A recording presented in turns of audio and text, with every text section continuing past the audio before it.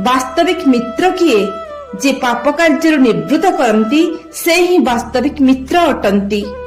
सुसंसर्ग काहाको कुहा जाए?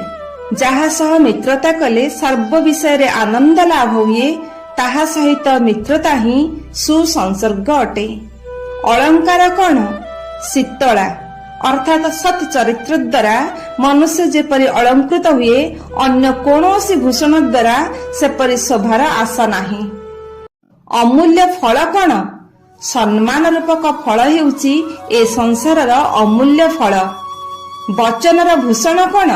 सत्य अर्थात सत्य कहिले सही वचन सर्वत्र शोभा पाए। केउ वस्तु लोकंकर प्रिय?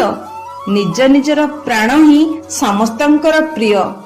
किपरि दान सर्वश्रेष्ठ? जेउ दान रे आउ आकांक्षा रहे नाही, अर्थात जहाको दान करे जाई प्रतिबदल रे जदि किछि आकांक्षा रहे नाही तेबे सही दान ही सर्वश्रेष्ठ दान अटे। नरक काहाको कहंती? पराधीनता ही नरक स्वरूप। केउ कार्य कराई जिबा उचित? समस्त प्राणींकर हित साधन कराई जिबा उचित। निद्रा काहाको कुहा जाए? जीवर मूढ़ता ही निद्रा। संसार रे किपरि जीवन निर्दोष? जो व्यक्ति कदाच निंदा न पाए ताहार जीवन निर्दोष अर्थात सर्वश्रेष्ठ। क्यों व्यक्ति चतुर?